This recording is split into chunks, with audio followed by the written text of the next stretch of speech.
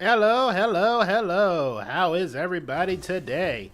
I hope you're all having a great 24th. Because I know a lot of you going to be out with your families tomorrow. And I hope you all are going to have a nice, peaceful day tomorrow. But for today, we are back into investigating murders and investigating chaos. And I don't even know what I'm saying half the time. I need to work on actually making sentences. And the return of Ace Attorney. Which, if I recall, last time we landed into the airport, and now we might have a suspect. But we're gonna have to figure this out. I know somebody said they're gonna make a little bit of an appearance, but I don't know when they're exactly gonna make an appearance. I don't know. I know that once we had landed, I'm supposed to let the local police take over. And thanks to Miss Tenero and Miss Bailey, I was able to preserve the crime scene. But I just can't shake it. I wasn't able to talk with Miss Tenero in private. So I'm left wondering, what's she up to? Why did she do it? What did she do? Must be a way to continue my investigation. Oh, I've been expecting you, Yazura. Oh. Oh god, no. Not her! Miss me, sorcerer? Jolene, it's nice to see you again. Oh, don't take that little tongue with me. I know what you've been doing behind my back. Look, I know you said for me not to beat up any more Fae. That's not what I'm talking about. Wait, then what the hell are you talking about? Oh, don't worry. I think you know. I hate it when you do that. Tell me what it is. Oh, nothing. Just nothing. But I'm pretty sure we both have a role to play, don't we? Why don't we do it now? Fine. Alright. Francesca, I thought you were still in Germany. I go where I am needed. And wherever there is criminals to be caught. Her name is Francesca von Karma. Or, in my world, this bitch that keeps bothering me. I heard that. She's the daughter of my mentor, Manfred von Karma, and she, like myself, is a prosecutor. Are you heading up this case? It'd be a bit relief if you are. Oh no, you really don't want Jolene's help. Trust me, you really don't want Jolene's help. Don't you try to flatter me, Miles Edgeworth, placing you under arrest. Don't even think about it, Jolene. Oh, don't worry, I'm not going to. What? That, on the other hand, I could definitely do. No whips! It's quite frustrating, actually. I had hoped to exact my revenge on you in a different venue. But I have to take what I can. I never thought I'd see the day when a disciple of the House von Karma would become a criminal. Have you no shame? Ah, wait. It's a big misunderstanding. I didn't kill the victim. A misunderstanding? I heard all about the murder over the police radio from the captain himself. You waited for the victim on the first floor and then beat him to death. Francesca, do you honestly believe that I killed a man? I mean, it ain't the first time you killed people, Joruis.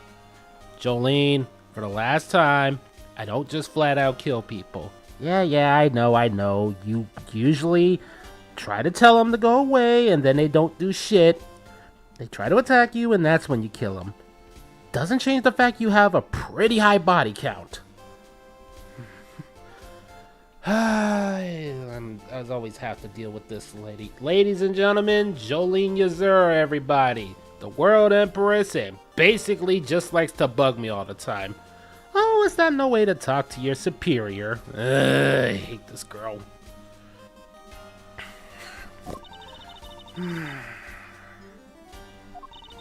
I suppose I should reserve my judgment until after I have investigated this myself. I could put you under arrest on hold for now. That as it should be. That as it should be. I don't need a lecture on how to perform my duties from you of all people. To be perfect in every way, the fulfillment of that creed alone is what I strive for.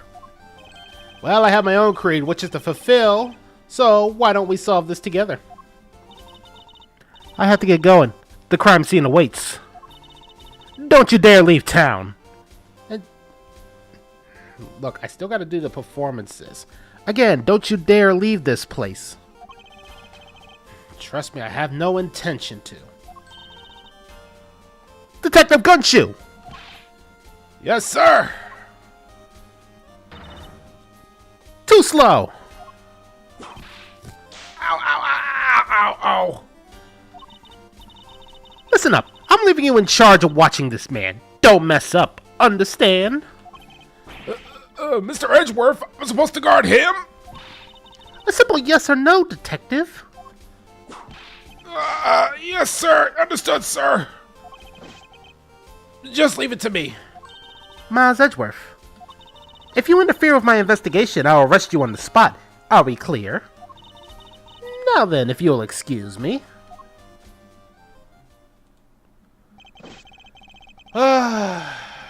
Knowing Jolene, she's going to be popping in and out like that. And I'm fairly certain I know a few friends of mine who are more than happy, so maybe it's a good thing they don't know she's here yet. Trust me. You guys think I'm bad? Jolene is worse. She is way worse.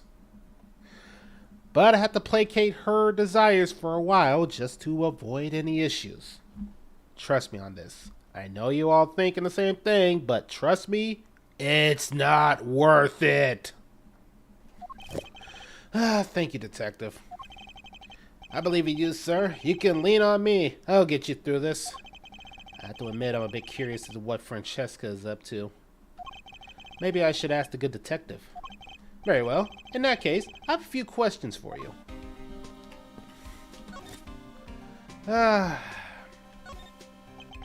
So how is the initial investigation going? We just shipped the body off to the coroner's office, and we're taking statements now, sir. That sounds like Francesca. She was always good at quick responses to case. I'd say she was a little too quick, sir. Oh? How so?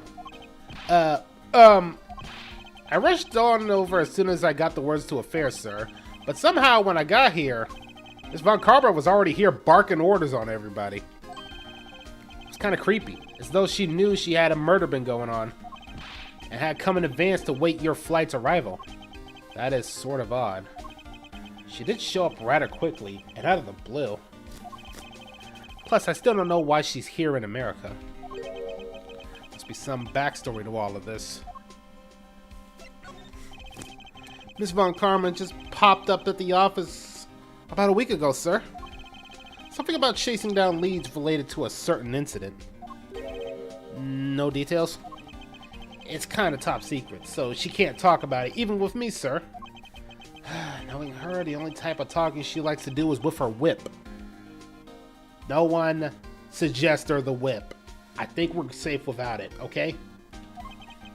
Plus, I doubt the top secret part was what stopped her from talking to you, Detective. Although, I wonder if her case has anything to do with mine. Anyway, that's all about all the info I have, sir. We should find out more as we investigate. Yes, it is high time to resume my investigation. Starting with talking to the people involved in this case afresh.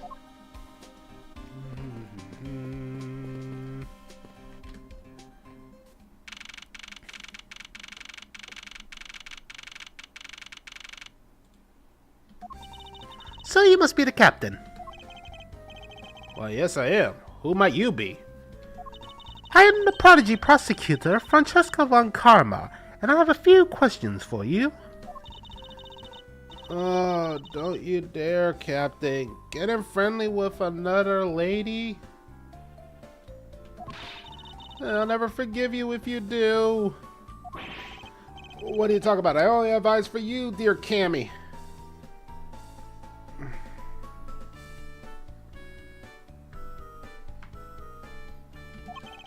I wouldn't bet my money on our dear captain as much of a reputable person.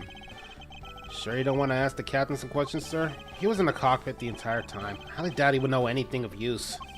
Anyway, I'd like to lead this type of witness to Francesca and her whip.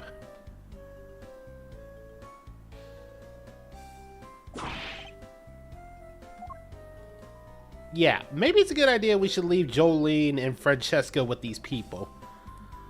Just for our own safety. No, see here. Ah! Sorry. I'm so sorry. How long do you intend to hold me? It's impossible for me to be the criminal I told you. Mr. LeBlanc. Oh, it's you. Tell this man to stop stopping me from going anywhere. Time is money. I don't have 1 second to waste. Hey, this guy. Alright, calm the hell down. We'll talk. Did you finish taking a statement yet? Yep, all done, sir. I do not concern if not done examining the cargo hold. I want my cargo back. If you make a single scratch on my art, you will pay. Art? What sort of art? Mr. LeBlanc is an art dealer, so he's got a bunch of artwork down in the cargo hold, sir. There's practically a mountain of them, large and small. From folk costumes to stone statues, I see all kinds of arts. Folk costumes? Speaking of which, Mr. LeBlanc's hat. This kind of looks like the other piece of cloth. Okay, if that's the case, maybe he should see it. It does look like one of his arts. Mr. LeBlanc, can you please take a look at this for me? Oh, it's a Bavarian cloth, as I suspected. Your hat is made of the same material, I suppose. Yes, of course. The fabric is so famous, orders come from over the seas for more. Then this is the cargo you were talking about earlier? No. My cargo this time is much many gigantic. You detective, when can I have my cargo moved? You can get your cargo back when we're done investigation, pal. The stubbornness of the police, it is of no use. And it is no good that the attendant refuses to exit the attendant's room. The attendant? What are you talking about, Miss Tenero?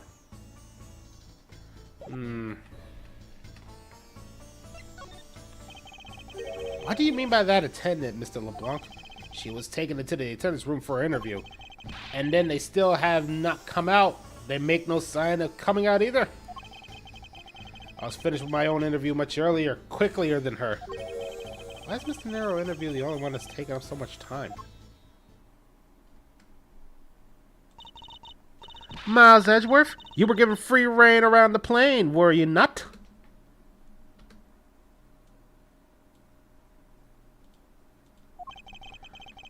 Yes, I was.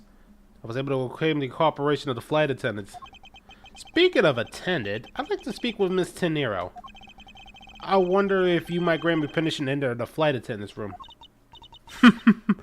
Before I do, you still have to clear up a few issues surrounding your own circumstances. I understand. You may have tricked those attendants with your sophisticated talking. Joruis and sophisticated? Gee, thanks, Jolene. Oh, no problem. I just call it as I see it. But you can't pull the wool over my own eyes.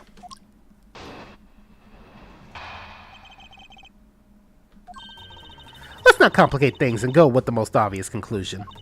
The scene of the crime was here in the very lounge the body was discovered. From the time the victim was seen calling for an attendant until his body was found, the only person in the lounge was you. This unmistakably makes you the likeliest of suspects. The likeliest of suspects, Francesca. Do you have a problem with that? No, but it's not like you to use such vague wording. Usually a little more absolute. I am simply trying to watch out for you. Watch out for me, huh? Oh, I always watch out for you.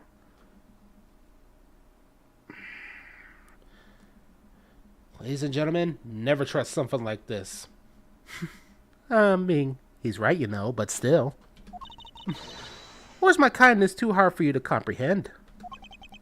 Thank you, but your leniency is unnecessary, for I will prove my innocence soon enough. If I want to continue my investigation, I'm going to have to break her line of logic fast.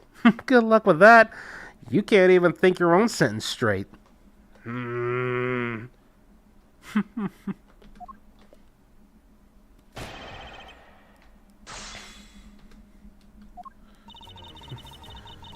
Well, first thing we gotta do is, well, obviously press you for questions. What questions? I'm pretty straightforward. Don't you think you're a little rash by simply declaring me the culprit? I like my affairs simple and perfect. I'll show you the meaning of both when I finish this whole thing within 3 minutes. Hey, you say like you're cooking a pack of... Oh!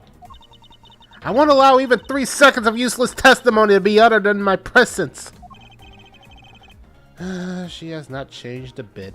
Oh, I like her. Of course you do. I'm not gonna let you send me to prison so easily. Oh no, I would just send you to the front lines. Hold it.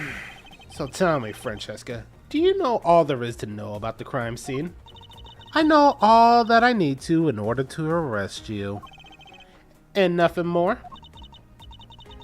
Are you saying that there's more I need to know? Why did you whip me, sir? Sorry, Scuffy. My hand must have slipped. It would appear that Francesca doesn't have all the facts of the case.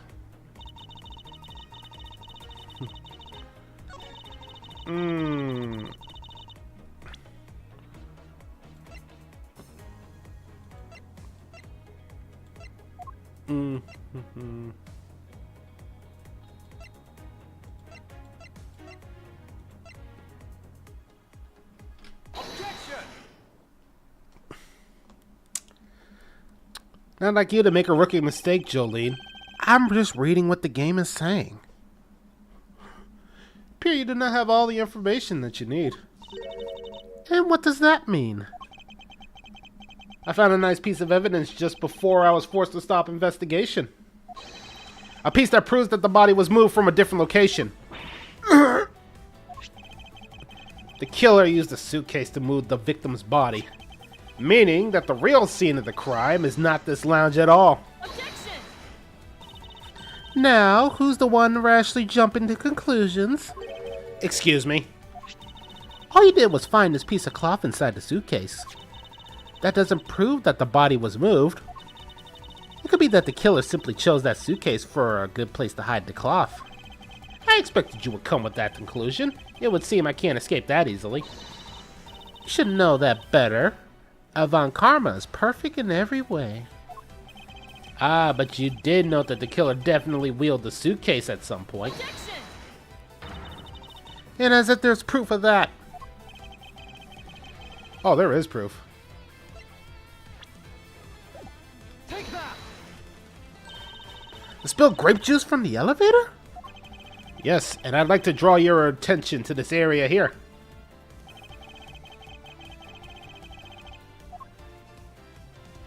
Take that! The mark here. Wouldn't you say it looks a little suspiciously like tracks from 2 wheels? I suppose. Further, there is also grape juice residue on the wheels of the suitcase. That means that the suitcase containing the victim's body definitely passed through here. I suppose that means that the killer did move the victim's body from somewhere else. I'm glad you come to your senses. Objection! Not so fast. That still doesn't put you in the clear, not by a long shot.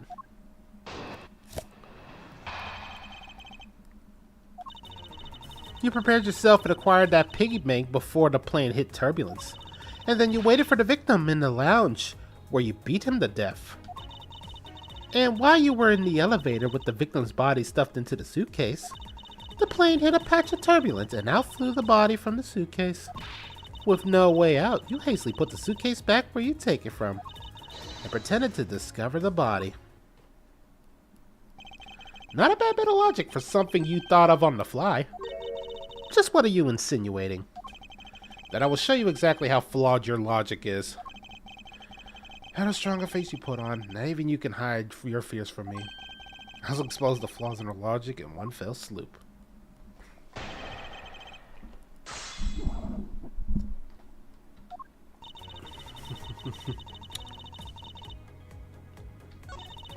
I finally get to play mind games with you, Jolene. And with that, you always come up short. I swear to God, one day we're gonna kill each other. That'll be a fun day. Hold it! I thought there weren't any of the victims' blood found in the lounge. I thought you'd say that. What, did you think I wouldn't have noticed? I think you just found a way to cleverly hide the blood splatter in the lounge. By accidentally spilled grape juice on top of it. Are you accusing me of tampering with the crime scene now? We'll see, won't we? The forensic scientists are hard at work as we speak. And what do you propose I did after that? Hold it! So I put the victim's body in the suitcase and then... Where was I headed, Francesca? That's pretty obvious. You were bringing it to the first class where you could safely keep an eye on it. We're talking about this thing, you know. I'd hardly call it discreet or ordinary. Annoying brat. Well then, you were intending to leave it inside the elevator? But unfortunately for you, our wrench was thrown into your plans because... Hold it!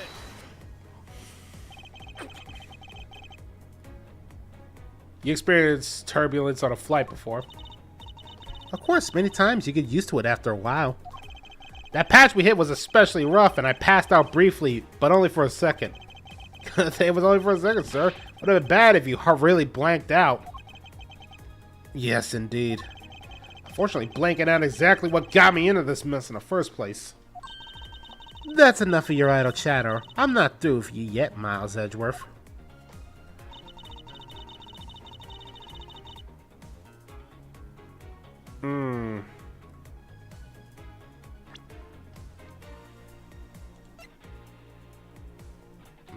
Let me check something real quick. Oh. No. Hold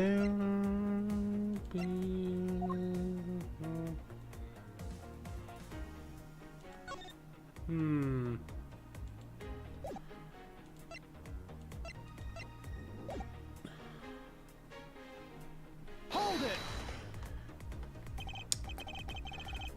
If I were really a criminal, do you really think I would be so easily caught? You are certainly in the middle of being caught right now. I have to find a contradiction fast or I won't have much of my own hide left to save. I have to say, you're looking rather caught right now. And I'll tell you exactly what you did after that. You loitered around in the lounge. And pretended to have discovered the body. Our logic is reasonably sound, and the large majority of it reflects the truth. But there is one point about it that is not quite right. Objection!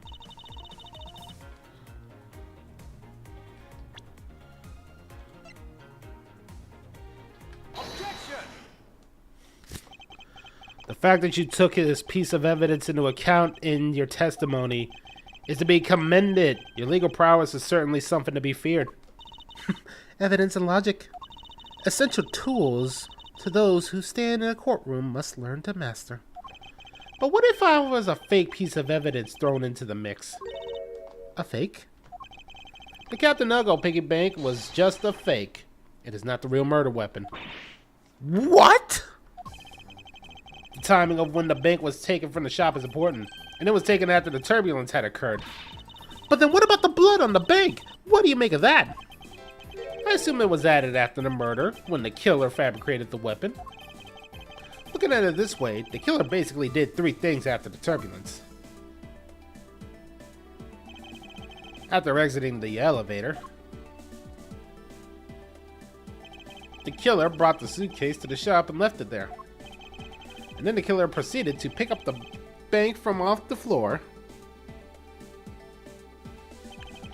and took it to fabricate a murder weapon by hitting the victim on the head.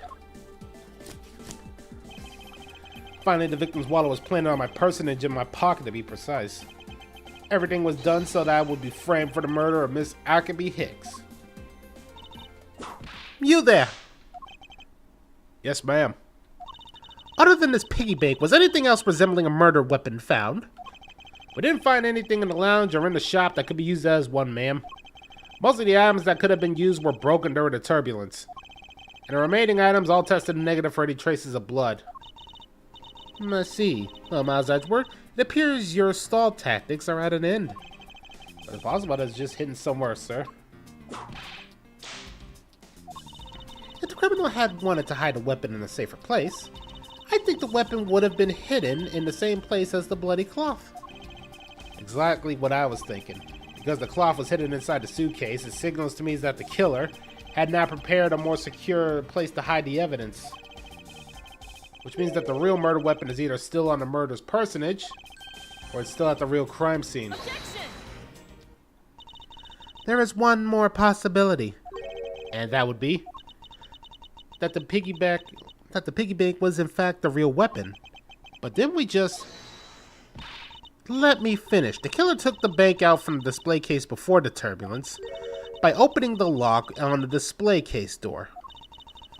And it was at that time that the glass pane in the door was broken. I'd say that's a perfectly reasonable line of reasoning, wouldn't you?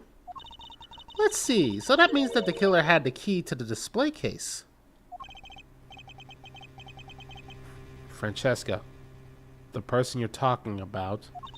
Not so fast, I'm not finished. The person I'm talking about also committed another sin. She tricked the captain and granted you permission to conduct your investigation. Yes, it is the sin of lying. Speaking of which, I recall that you also wished to speak with her. Yes. Very well. Permission granted, but only if I can sit into your interrogation. Do we understand each other? I have no intention of interrogating her, but you are welcome to accompany me if you wish so. Mr. Nero is in the flight attendant's room. Well, let's move.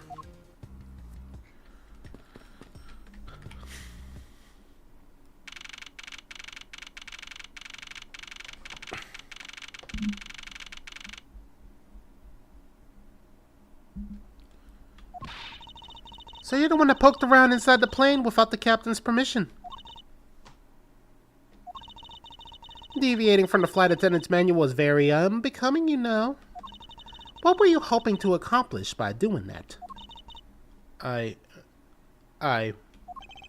Mr. Nero. Mr. Hedgeworth, you're here too. Can you please help us and shed some light on why you did that? Alright.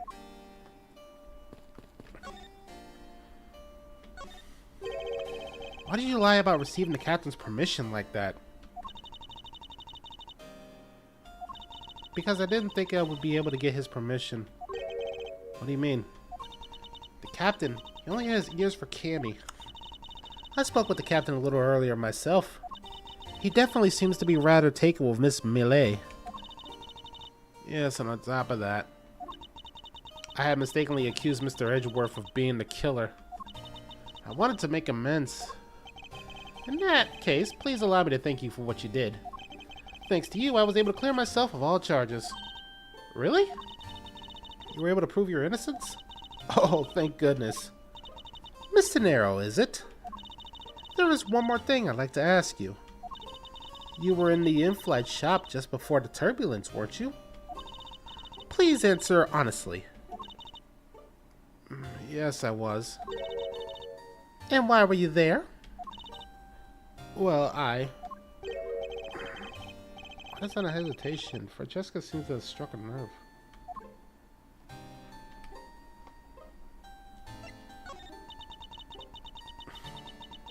All I did was go check on the shop like I always do. You were saying it was for work then? Yes, I'm in charge of the shop, so I have to keep an eye on it. I don't have any reason to go there otherwise. After your visit to the shop, you paid a visit to this room, correct? Yeah, I came back to freshen up and adjust my makeup. I'm sorry, but there isn't much else to tell. Snarl claims to have no reason other than duty to go to the shop. But is this all there is? Maybe I should ask her about the thing.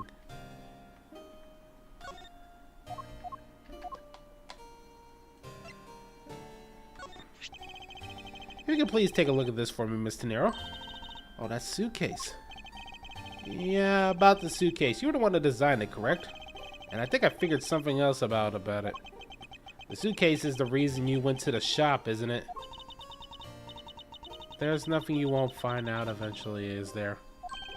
Won't you please tell us more about the suitcase?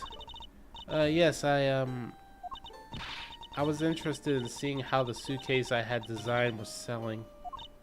I know that as a service professional I'm not supposed to care, but I really wanted to know. And I was so glad to see that it was the last one there. Last one there.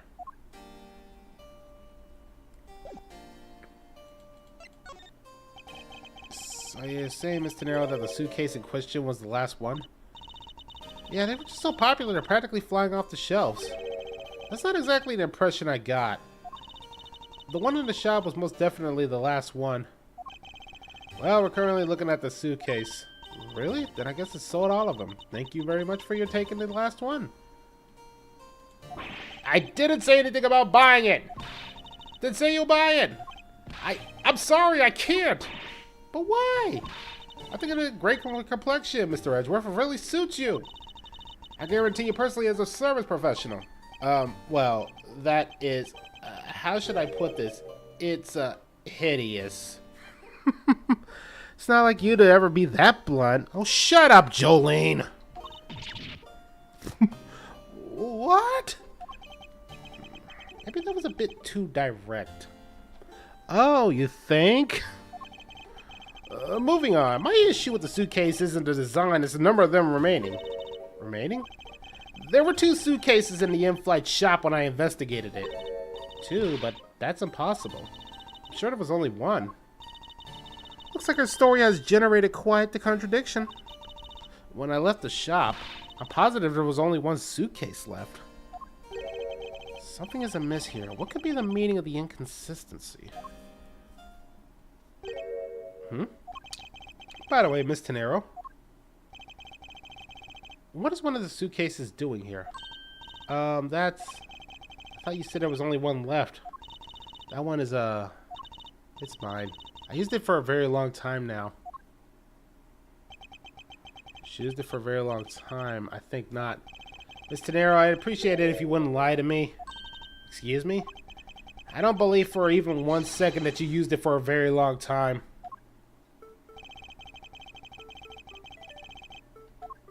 Oh, that's easy. There's literally the price tag is still standing on it. Tell me, Mr. Nero, if it's also your habit to keep the price tag pristine in your suitcase. What is the meaning of this? Why would you lie about a suitcase? It's by having faith in her design sense. The sales number made her cry bitter tears. The truth is becoming increasingly clear to me. Mr. Nero, I think I understand. I know what you were trying to hide. Now, the suitcase was originally in... Seeing as how the price tag is still on the suitcase, one can only assume it was out on the floor for sale in the shop. The person who bought the suitcase was... Take that! It was you, wasn't it, Mr. Nero? I hate to say this, but the suitcase that you designed, it hasn't sold very well, has it? You saw how poorly the design as you poured your heart into was selling, and were deeply hurt. That's why you wanted to make it look like it was selling by buying it yourself. Isn't that right? Then the reason you went to the shop and came back here... I'm sorry. All I have is my job. I was overjoyed when my design was chosen. Thought that maybe I had finally accomplished something. Suitcase didn't sell well. It's because of the design, isn't it? All because it was, as you put it, hideous. Can't say that you chose a great place in which to sell them either. You weren't selling a single one, and they were just sitting there collecting dust. It was so bad seeing them there day in and day out. So I decided to buy one for every flight I worked. You bought one every single time you worked a flight? I see, so in order to keep your resolution, you went and bought one today as well. and here's my receipt for the purchase. The receipt is clearly timestamped at 5:40 a.m. The truth is, there's still a bunch of them left unsold. They're planning to scrap the remaining ones at the end of the flight. Where are the other suitcases? They should all be down in the cargo hold. Then the suitcase the killer used could very well have come from the cargo hold. Mr. Edgeworth, you don't think the killer used one of my suitcases too? Yes, I do. The killer used one of your beloved suitcases to move the victim's body. This makes them be a faithful partners for our passengers on the trip. That's all I ever wished for them to be. Mr. Nero, is there any other way to get to the cargo hold other than the elevator? The only other way is through the door there. And what about security? The door has no special lock installed because just to enter this room, you need a special key card that only crew members can access. Which means the culprit is someone who can enter this room, eliminating the passengers and leaving only crew members as potential suspects. I can't believe it. Yes, Francesca. Going on these wild goose chases. You're a disgrace to the Von Karman name. And what do you mean by that? The suitcase came from the cargo hold. That fact alone tells the whole story. Yes, which is why I said the culprit must be a crew member who used their key card. Miles Edgeworth, you're proposing that the killer rode the elevator from the cargo hold, correct? Yes, that's the only realistic possibility. The other attendant, Miss Melee, I asked her earlier and she had this to say. Francesca got information out of Miss Melee? In order to make the elevator go down to the cargo hold, a different key card is required. A different one? Yes, and the one person who holds that particular key card is you, Miss Tenero, and only you. What? Is this true, Miss Tenero? Yes, I keep that key card in my locker at all times. Would you please show us the card right now? Yes, hold on.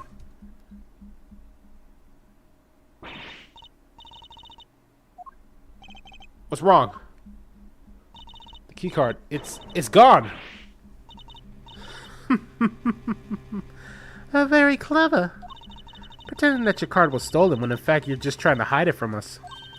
You really thought through this. You can tell us about it what it's like down at the station, officer. Arrest this woman. Mr. Edgeworth.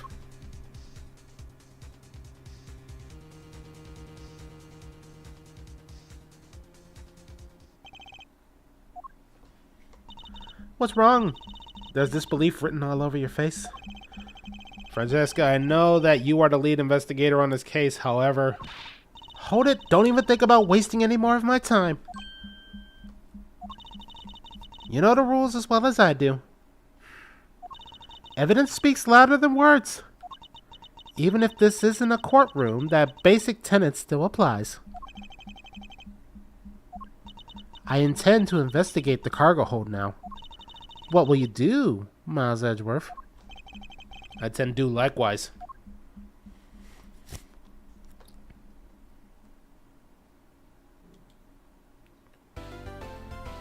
Ah, man. Trying to do multiple voices at once is kind of painful.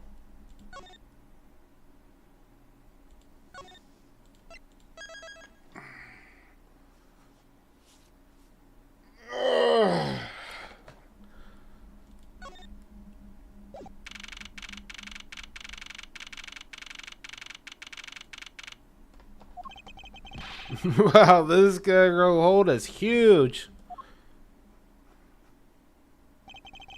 It's so big.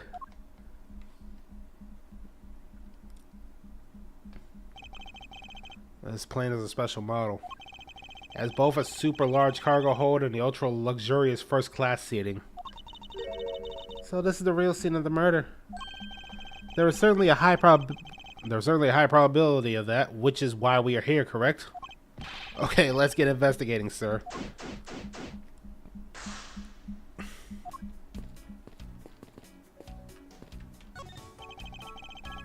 Holy suitcases, Mr. Edgeworth. It's like an all-you-can-eat suitcase fair.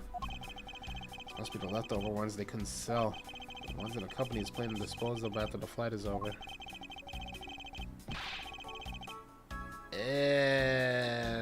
I don't know about that one, Chief.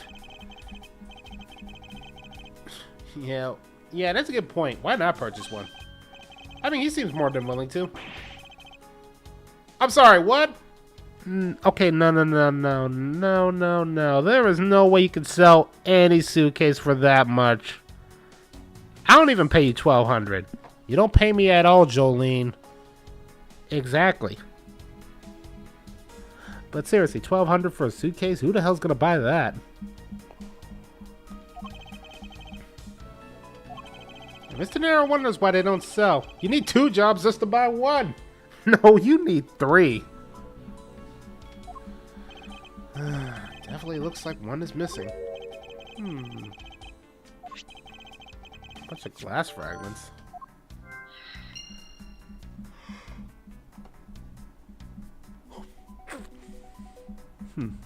Wasn't that something you should look at, sorcerer?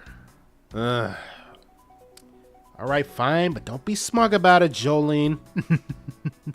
Nope. Fuck you.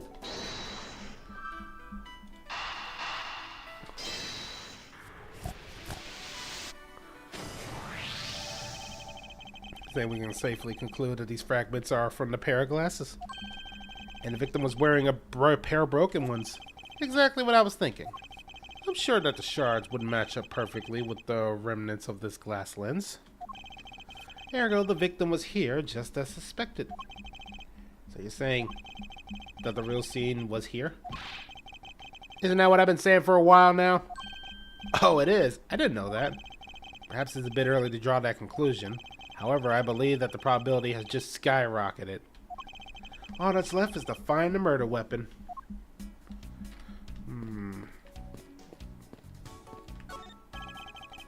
Wow, so much stuff here. I mean, it's a cargo hold. What the hell did you expect? Well, I thought they'd be a little bit more organized. What, like your bedroom? Look, I always have to make sure I can clean up when I can. Yeah, and the last time you did that was what, 5 weeks ago? No. 4?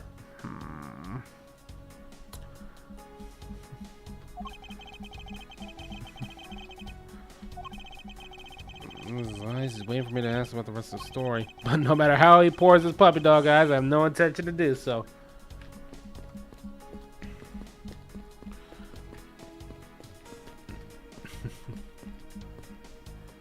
Sure, why don't you root through that person's dirty clothes? Maybe you'll find something of use in there. Sometimes I wonder if anybody who knows you really knows you. That's what the victim checked in, sir. Suitcase belonged to Mr. Hicks. I don't think he'd mind if we take a closer look. There's nothing out of the ordinary in here, sir. A file? Photo Miss Von Karma in there. Profile of Francesca.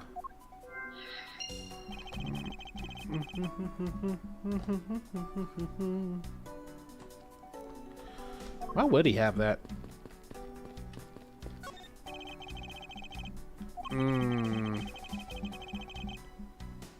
Why would you put those right next to each other? For exorcism? What kind of bunk-dunk little thing are we running up here? Don't ask questions you're not prepared to answer.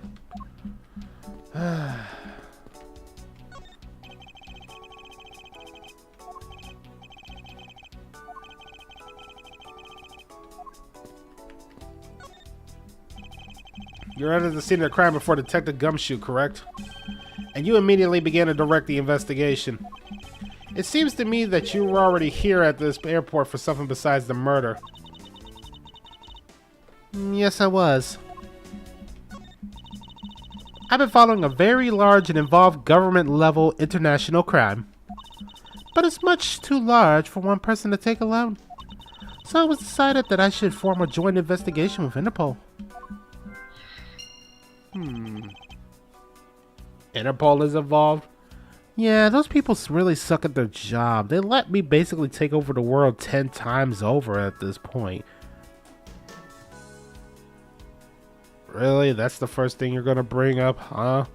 I mean, am I wrong? How many times have I literally taken over just for the fun of it? Sorry, so it was like, what's up? And then you did that before, and it's the carry the one. And then you do the hypotenuse of how many times you literally just set Megan to eat Australia. Oh my god, how many times have you done it? Way more than you think.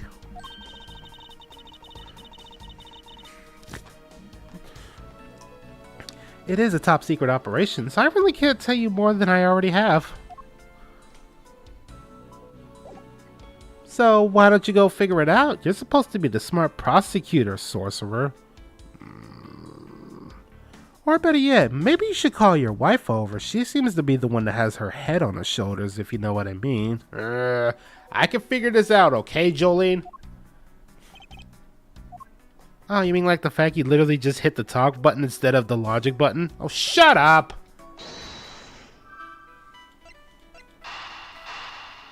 I mean, come on, the answer's real simple. These two are probably working with each other.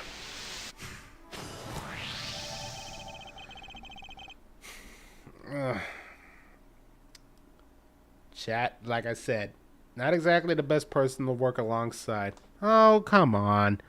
We all know that I'm the best one to work with. I can pretty much guarantee that I can get your friends to work better with me than they'll be with you. What are you gonna do? Do a little bet on that? Perhaps. Big fan of Miss Karma. You're an idiot. Francesca said that she had to come in the airport as part of Interpol investigation. Maybe Mr. Hicks heard she was coming here and he followed her. Detective, I think it's more likely that Mr. Hicks was actually Interpol agent Hicks. I think Francesca has some explaining to do.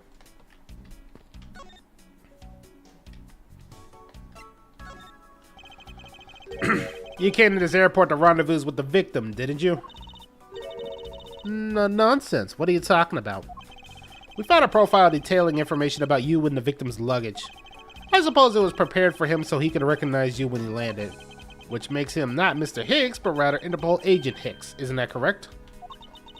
I should have known you'd figure it out, Miles. But it looks like they got to him first. So you really did come here to receive an Interpol agent then? Yes. Agent Hicks was on the trail of a very large international smuggling ring.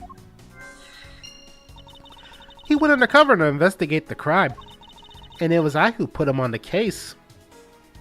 I mean, come on, Yazura, you're more used to that than you think. How many times do you think I put you in some certain missions? Yeah, and how many of them were snooze fest? I mean, come on, it was pretty easy to blow up that place. Yeah, but nobody was guarding it. I suppose to receive a call from him on his cell phone once he had landed. I never expected to receive a call about his murder instead. I think we have pretty definitive evidence that Agent Hicks came down here to the cargo hold. What was he coming down here for, sir? There's nothing but luggage. Oh, I get it. Maybe he forgot something in his suitcase and came down to get it. Thank you. Agent Hicks came here for a work-related reason. That I'm sure of. Sure was here to investigate the smuggling operation he was observing. Francesca, do you know exactly how he intended to pursue his investigation? No, unfortunately I was going to find out from him after he landed. I see, but this raises another question. A normal passenger can't access the cargo hold on their own. Agent Hicks must have identified himself to a member of the crew. And entered the cargo hold with the person who let him in. Yes, and that he was murdered here. The glass fragments and the broken glasses are a testament to that, and the killer put Agent Hicks into one of the spare suitcases. They entered the elevator, but while they were riding it up, the plane hit that patch of turbulence. Because of the intense shaking, the suitcase propped open, and Mr. Hicks' body flew out. At the same time, his wallet fell out, spilling the contents everywhere. Which explains why there was money scattered all over the elevator. I think it's pretty easy to say who the culprit is at this stage. What? Really, sir? I know what you're thinking, Miles Edgeworth. But the killer can be none other than Miss Rhoda Tenero.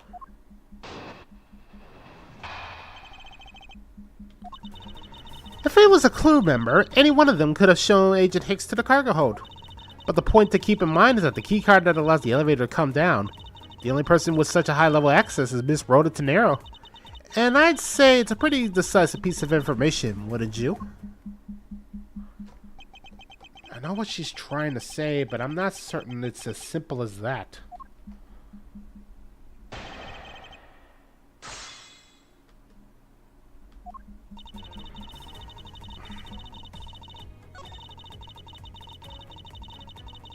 Hold it!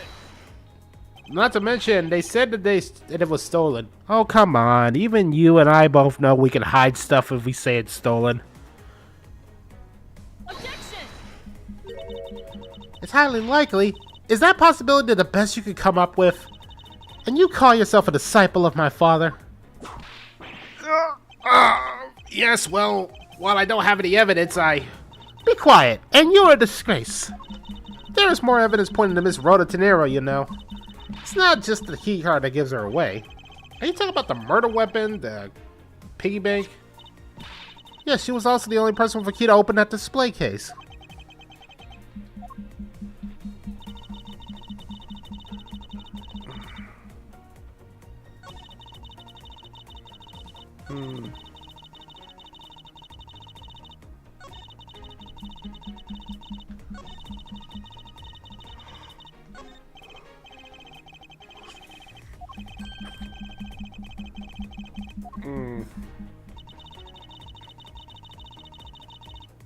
Hold it! That might be true, but then it could be anyone, including Miss Melee or even the captain. Don't be a fool.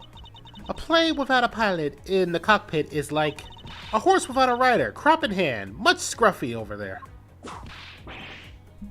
Did he actually just neigh? Don't you dare. No, don't worry. There's somebody I can get to do that at home. Can't disagree with that. He always needs a guiding hand.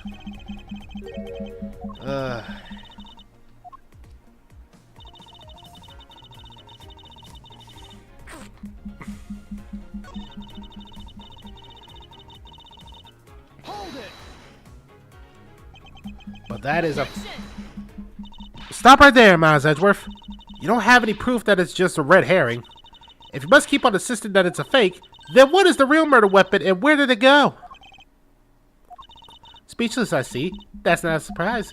After all, you know that we searched the entire cargo hold and came up empty-handed.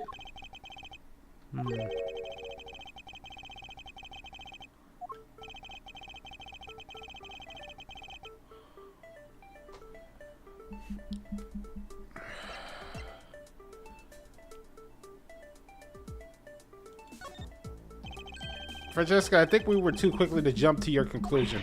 Oh, was I? Yes, we don't even have the autopsy results yet. How can I say that was made a snap judgment when you have yet to see it? If the wound on Agent Hicks' head isn't consistent with the murder weapon. Scruffy! Contact the medical examiner's office at once. I wish to hear the results of Agent Hicks' autopsy. Yes, sir.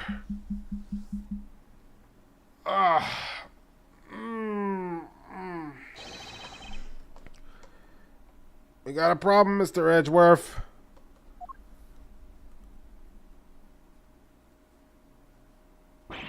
What is it, Detective? They're still doing the autopsy, but they said they have already know this one thing for sure. Report now. The doc said it's one giant bruise from the beating from his shoulder down to the mid-back. From the victim's shoulder to the mid-back? He was beaten over such a wide area? Well, I'd say maybe it's a sign the killer had a grudge against Mr. Hicks. If it wasn't the head, the killer went all out and hit multiple times, sir. What the hell? Scruffy, what is had a grudge against Mr. Hicks supposed to mean? Well, that's, was the wound on the victim's head consistent with the murder weapon, Detective? Oh, well, they said they're still looking into that, sir. You completely useless!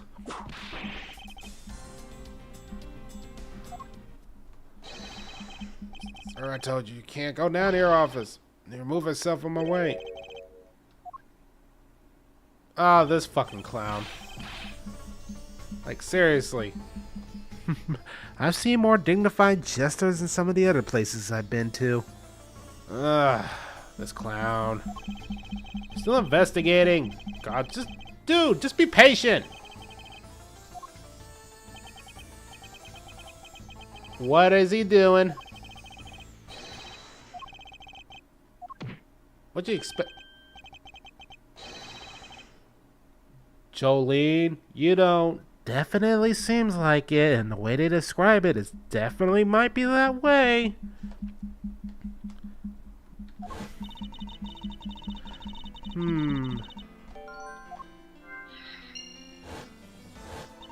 I don't think the piggy bank was the murder weapon. You know what I'm thinking? Gravity.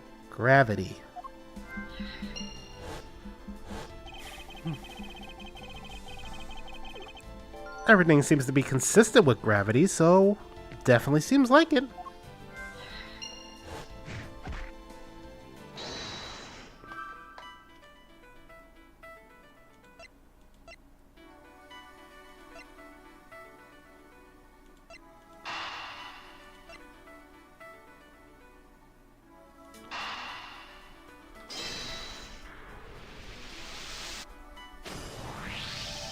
Allegedly, the killer struck the victim many times over and over, which is why there's extensive bruising over such a wide area.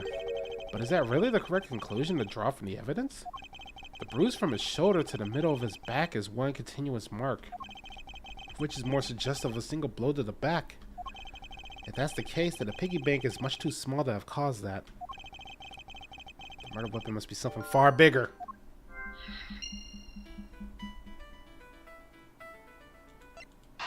Unless...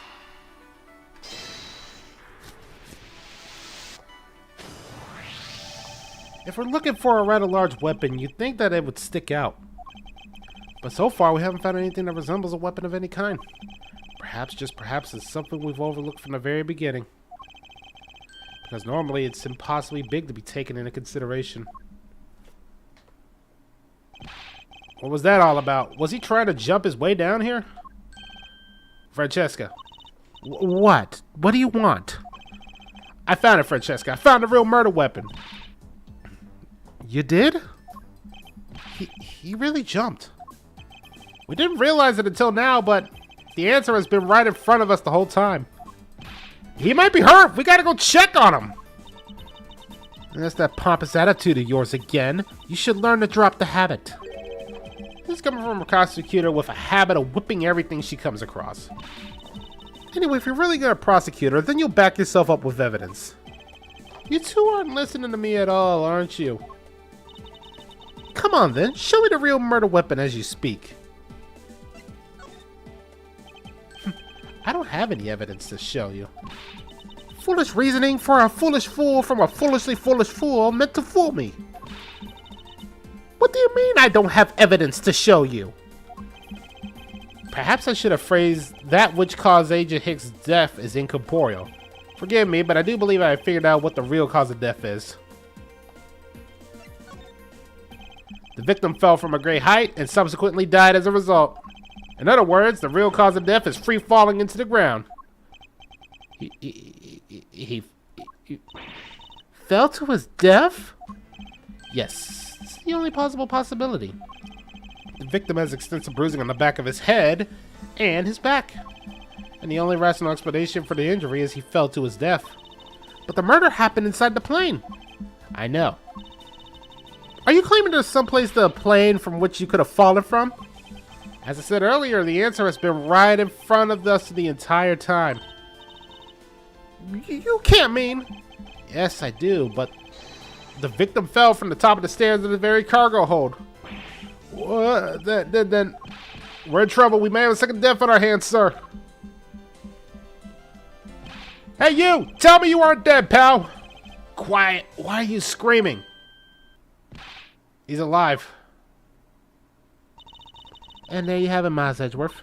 It's not possible the Agent Hicks fell over the railing to his death. That man is living proof right there.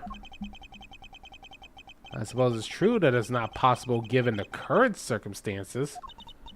The current circumstances? What do you possibly mean? Suppose the large piece of cargo wasn't there at the time. What would happen then? It would have been a Bulgarian pancake for sure, sir. A little crude, but he's not wrong. I suppose that man over there wouldn't be leaving. But the reality is the cargo box is there. So there's no point in entertaining wild hypothetical scenarios. It may be there now, but there was proof that it wasn't always there. As if there couldn't be a window of time when the giant box was there. Ah, but there was. What? What can I use to show that there was a possibility? There was a little bit of an... Here it is. Take that! You're refueling the Republic of Jingfa? Yeah, this has had a short layover. But this wasn't the only reason for the layover. We also transferred some cargo. One of the box in question was only transferred onto the plane at the time. To further prove my point, let's take a look at what's next to the box in question. It's labeled Jingfa Express. Correct, meaning it was loaded onto the plane in Jingfa. Now, what if the box in question was loaded on at the same time? It would mean that the box was not here in the cargo hold during the Europe-Jingfa leg to the flight. Making a clear drop from which Agent Hicks could have fallen to his death entirely possible. Ah, but your theory is still far-fetched. Then allow me the chance to prove how very likely this scenario is.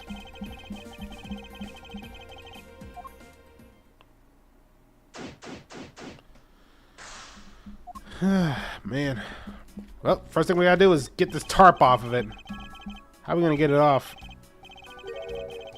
I left red statue, never heard of it.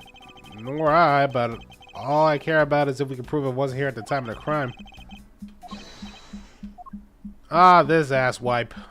Dude, what is with you? We just need to investigate this little area. Don't bother with the art types. They're usually the ones to complain about their money and making their art. It's all basically just kindling to me.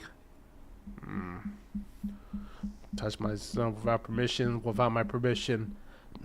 So as the World Empress, you have permission to touch his stuff just to piss him off. Oh, thanks, I will. Touch. I'll rush up him like that. Thanks to this guy. Should see what else I can find about him. Oh, this clown. Dude, I want to talk to you. When does this guy get over here anyway? I take it that this large piece of cargo belongs to you, Mr. LeBlanc? Of course it is mine. I shipped the fine pieces of art from Europe. The Alif red statue is worth 10 million cents. No, maybe much more than that. 10 million cents? That is the dumbest way to explain that. In fact, 10 million?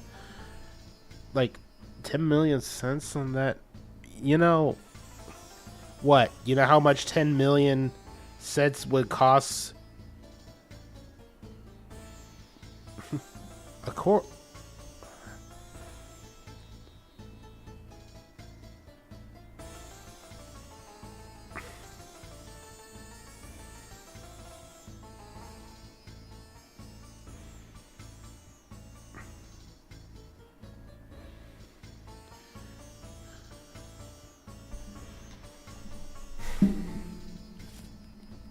While I'm waiting, Jolene, just give me a second. I had to convert it. To what? Look, I doubt a statue is worth $10,000 if it's that big. Why did it take you so long to figure that? Bite me, okay?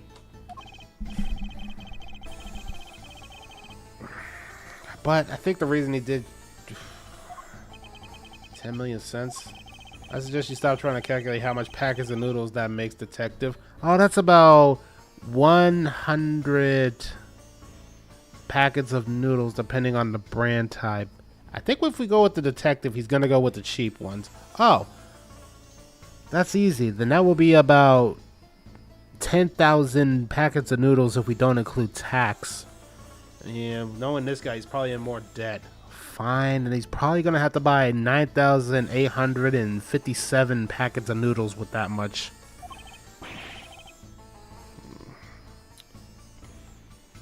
Did you really calculate that, but it took you so long to figure out how much 10 million cents cost in dollars?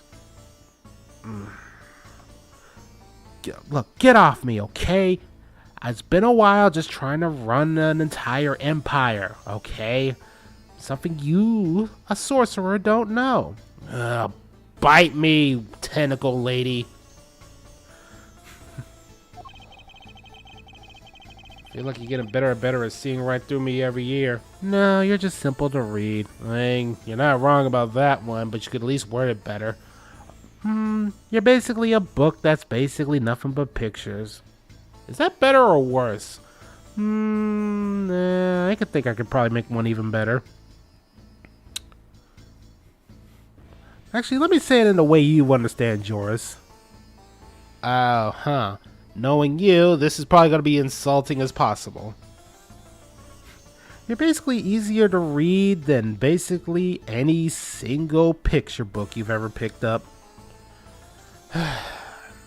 I'd strangle you. But you don't breathe. You don't even have a heart. Correct.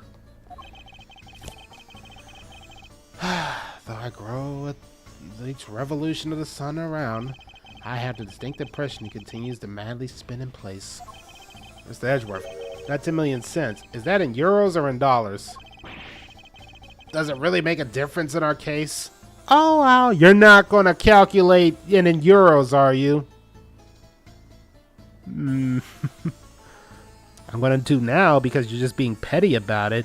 What is cents even in euros? Anyone in chat, you want a world empress? Take a world empress. Oh, man.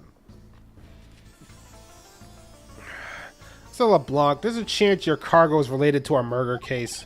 I was wondering if you would allow us to examine it a bit closer. It is a valuable piece of art, so no, there will be no touching.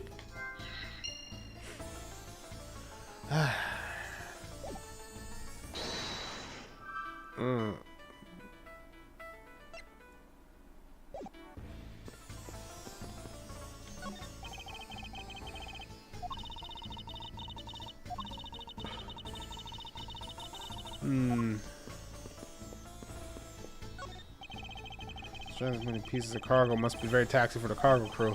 Sure brings back memories. Oh yeah, we read this shit already. Well, you do tend to repeat yourself a lot.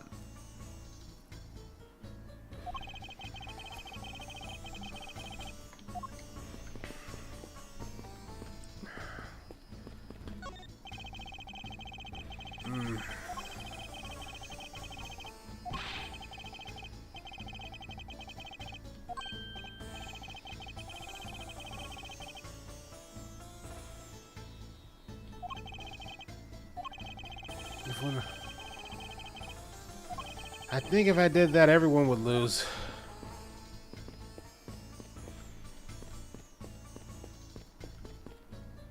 Let's say so. I gotta figure out what he needs by that. Actually, wait. I think I got something. I'm just being stupid right now. Don't say it, Jolene. Don't say it. Phew. What else is new? God damn it!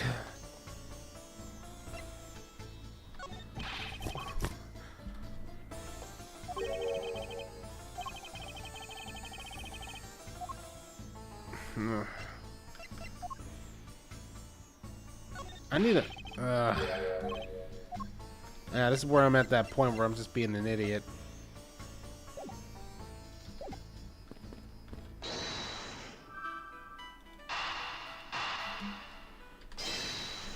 That's not gonna connect. You were saying?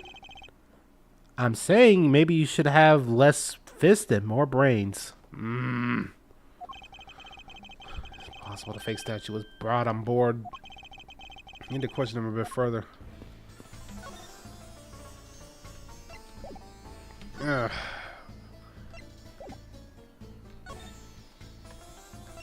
So you're finally gonna pick the right button? Shut up. About your statue, Mr. LeBlanc, I was wondering if it might be a fake. What? How dare you say my art is fake? I suspect that your statue might be the target of an international smuggling ring. Don't say some fantastical things. Those thieves would not dare touch. I have the certification of my cargo right here. Do you mean the cargo Mr. Zinc LeBlanc, why didn't you say anything earlier? Show it to us as once. I can't read this shit. What does... Cargo was put onto the plane in Europe. And there you have it, Miles Edgeworth. Too bad for you. The statue was brought on board in Europe just as it states in the certificate. Which means that there was never a window of time in which the statue wasn't sitting there.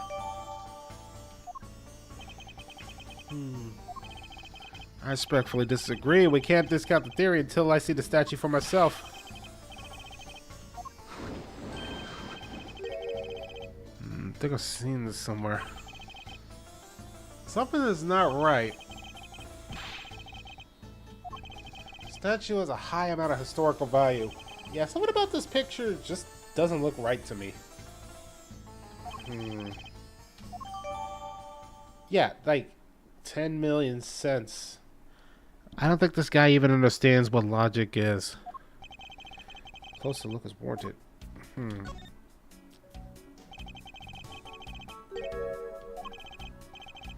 Yeah, there's something that's wrong about this picture. I think I know what it is.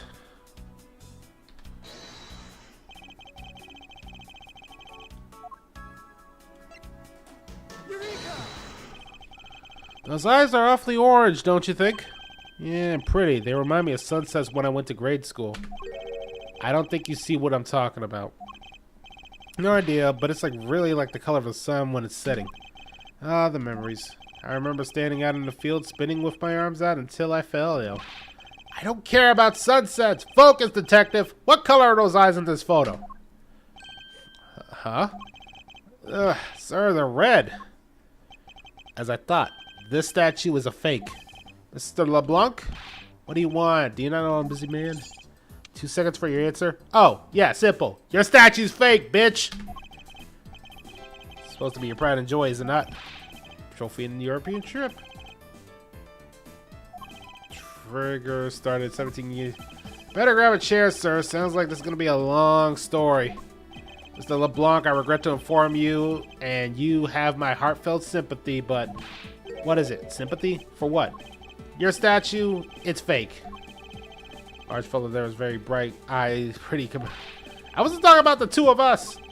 I meant the eyes of the statue in front of us and the one in this photo. Now the photo of statue displayed in the museum. And he's noticed it. You're an art collector and you didn't notice an actual fake? Like, Jesus.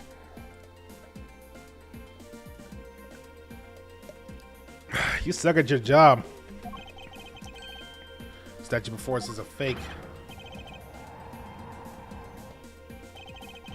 I believe that even further examination will be required. And now we have confirmed that this is indeed a fake, there must be some sort of proof that this was brought aboard Zheng Fei. Present the evidence that will resolve the contradiction. Ah!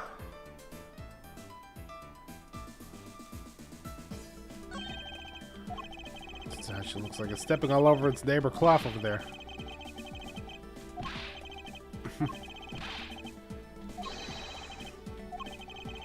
These are just trespassing of subordinates.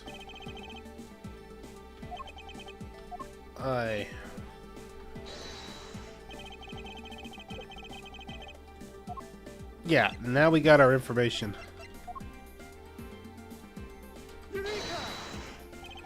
There is clearly a contradiction here. What are you going on about? It's just a simple case of cargo covering getting stuck under another piece of cargo. Ah, that's not possible. But it is, and it shouldn't be this way, but the statue is on top of the cloth. Supposing that the neighboring piece of cargo was brought aboard on Jingfa, there is no way that any part of this would wind up under something from Europe. Which means that this is the fake statue was smuggled aboard on Jingfa. But then what about the cargo certificate? Let me ask in return, what about Agent Hicks? What did he come down here in the middle of the flight? There was only one reason, to secure proof of smuggling activity aboard the flight. You say, but I don't believe he had to do that mid-flight. We could have easily inspected all the cargo after the plane landed. That may be true, however, you have it backwards, Francesca. Sure, Agent Hicks could have waited until after the plane had landed, but he had a reason for coming down the cargo hold. Suppose he had found a fake at the airport, it would have been after the swap had occurred. At that time, the suspicion would naturally fall into the statue's owner, who would have had no way to prove that the statue was switched without his knowledge. Which means there was someone involved who was forging or modifying cargo certificates.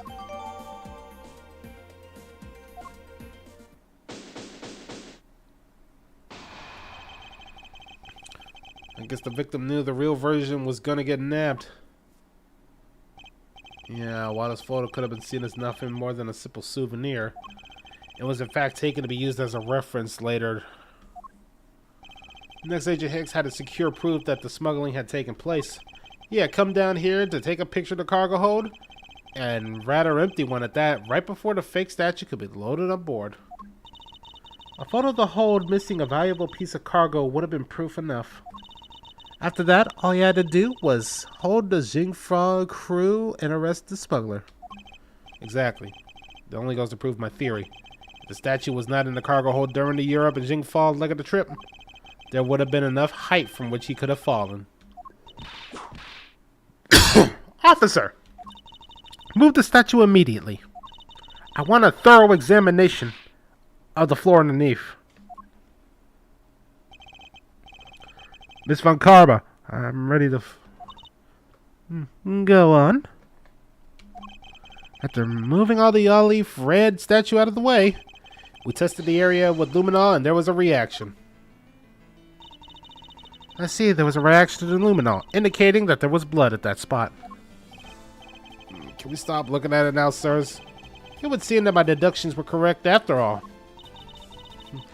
I suppose it would appear that way. The culprit cleaned the blood up well. And how did the killer do that? How did the killer clean up all that blood? With the cloth, of course. Take that! The killer used the bloody cloth I found inside the suitcase to clean up the mess. I see, they had to clean up all the blood before the plane landed at Jingfa. Yeah, because otherwise the cargo crew would have discovered it during the layover. So you guys are saying that the murder happened before the plane landed in Jingfa? There's no other conceivable timeline for the events. But if that's true, then that throws a certain person's testimony in doubt. The murder occurred before we landed in Jingfa, and this person becomes a highly suspect. I recall Miss Melee's testimony about Agent Hicks in regard when we departed Jingfa. I saw Mr. Hicks sitting at a seat at 5 a.m., you know. She claims that Agent Hicks was alive at the time of the service call, but that totally contradicts the facts, sir. But why would she lie about something like that? I think the only person who could answer that is Miss Melee herself.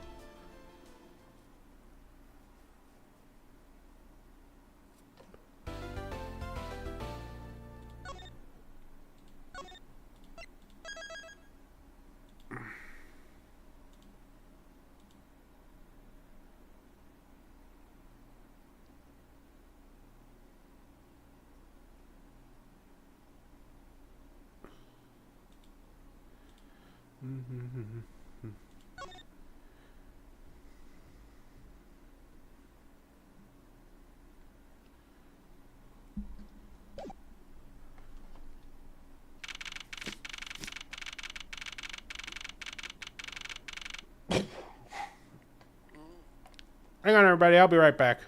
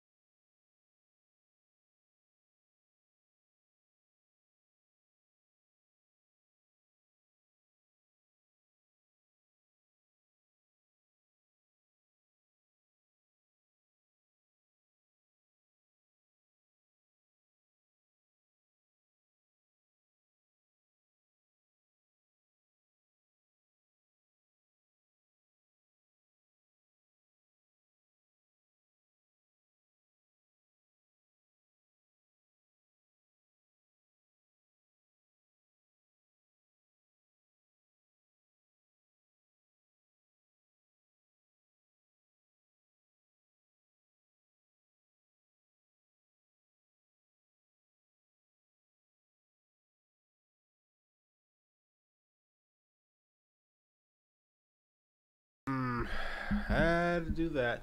I gotta work on my actual taking care of myself. Miss Melee. Miss Melee! Huh? Do you recall what you said earlier? About when you answered some service calls as we were parting Jingfa? Huh? You said that Mr. Hicks was sitting in the seat at the time. However, that is simply not possible.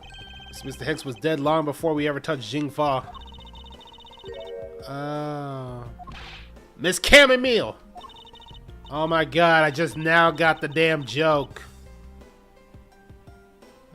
Maybe I didn't see what I thought I did. No one can make a stick that large. But I kinda make boo-boos all the time. This is going nowhere. Must be a better way to resolve the contradiction. Very well, Miss Melee, if you please tell me about your alibi during the time span. From just before we landed at 3 a.m. to 6 a.m. Are you telling me I'm a suspect, Mr. Edgeworth?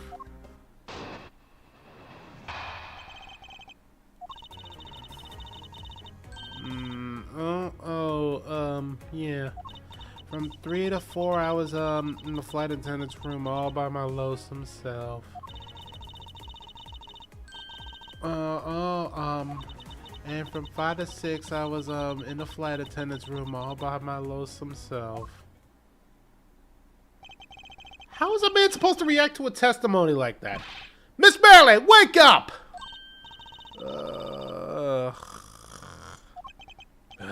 She fell asleep again. Looks like the only way they'll be able to wake her up is by pressing her.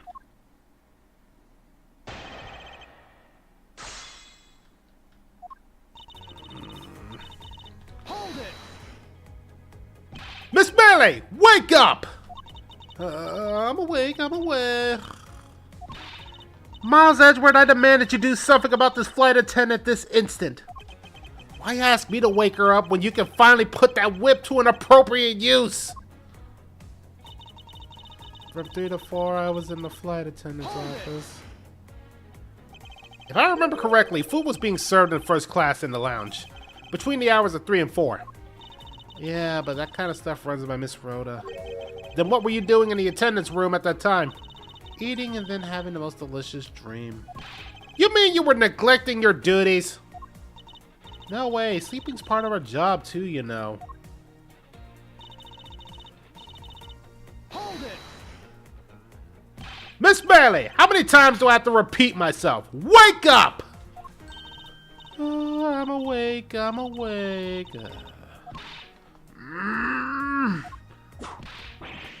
Ow, why did you whip me for, sir? Oh, what did I miss? A poor detective being on the receiving end of a lash in your steed. Really? Sorry about that. Can you make amends to that by continuing with your testimony? And from 5 to 6, I was in the flight attendant's room all by my lonesome. Hold it! So you were alone the entire time, were you? Yeah, no one else even popped their head to say hi. Oh, well, I can think of a character who just popped in and say hi. What should I do? Miss Melee, there is a clear contradiction embedded in your testimony. Huh? What are you talking about? It's not possible that you were alone in the attendance room the whole time from 5 to 6. I believe it was this one.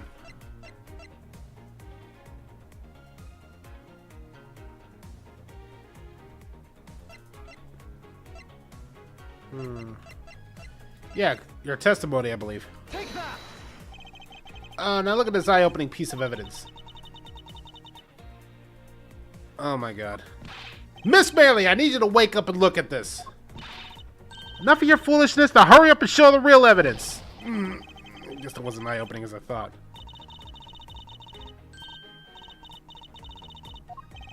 Finally awake, are we?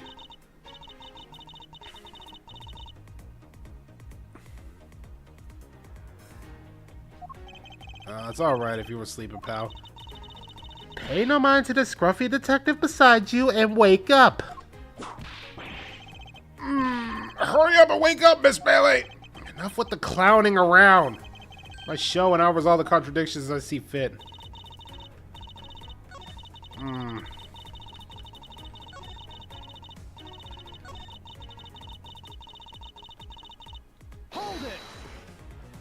it.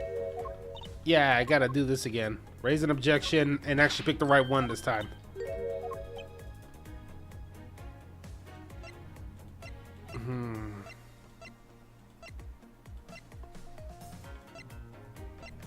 It wasn't her testimony, but it was something else.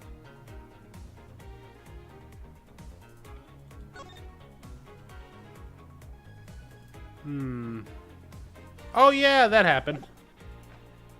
Take that. I wonder if you'll be so kind as to take a look at this receipt, Miss Melee. No receipt? Oh, for what? It's for the suitcase Miss Tenero brought. Now, if I may direct your attention to the timestamp. As you can see, it clearly says 5:40 a.m., Miss Tenero. Yes? Huh? Why is the killer here? I thought you'd have locked her up by now. I requested that she be present as a witness so that we may straighten out your complex lie.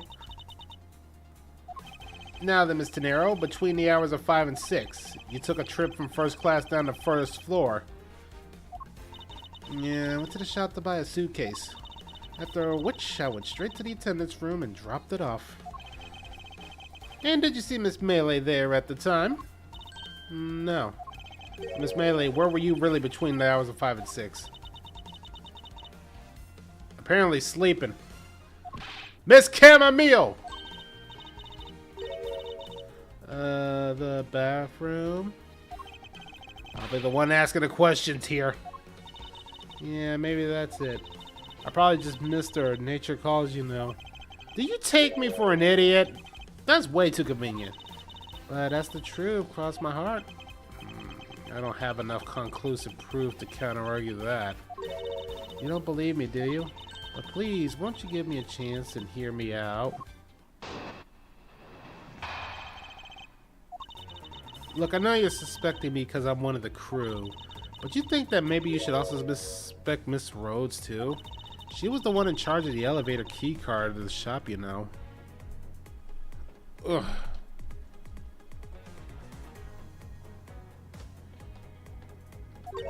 If you ask me, that makes us super suspicious. Please leave Miss Tenero out of the conversation. Only you are under suspicion now. I don't get it. Why are you covering for Miss Rhoda all of a sudden? Ooh, now I get it. Maybe you've gotten your eye on Miss Rhoda. Of course I'm keeping an eye on her. I can't very well let her escape, can I? Never mind, but you want to know something? Miss Rhoda actually kind of...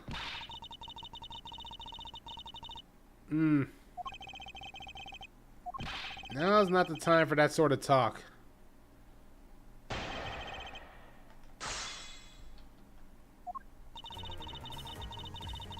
Hold it. It's not the only reason I got suspecting you. Statement regarding Miss Hicks also turned out to be a bunch of lies. But say I was an attendant, you would suspect me now. Suppose that's true enough. Hold it. She's already being detained for further questioning, or have you already forgotten? Oh, I guess I forgot. I mean, don't tell me you suspect me too. Sorry, I can't help it. I mean, other than you, there's no one else that could have done it. Can't believe you would think that. I mean, me? A killer? Miss Melee, what do you mean just now by no one else could have done it? She's the one in charge of the elevator key in the shop, you know. Hold it. And what are you in charge of, Miss Melee? I take care of the attendance room. That doesn't count! Oh, but I spent so much time there, it might as well be my responsibility. Miss Edgeworth Campbell is very talented in languages, so she assists passengers who may not speak English. Especially those who speak Bulgarian. She's the only one on the flight who is fluent. Oh, you mean the kind of what I'm in charge of. Why didn't you say so in the first place? What else could I have meant? Yes, I'm really good at Bulgarian. She's fluent in Bulgarian. Then I suppose you're in charge of processing documents in Bulgarian. Yeah, I take care of anything that has to do with Bulgarian. Interesting.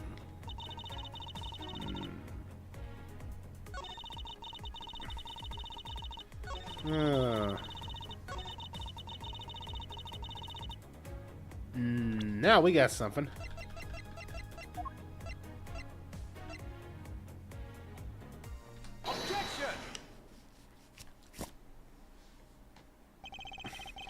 the one in charge of the flight crew that speaks in Bulgarian. Is that correct? Oh, yeah, I guess so. I studied abroad in Bulgaria for a while.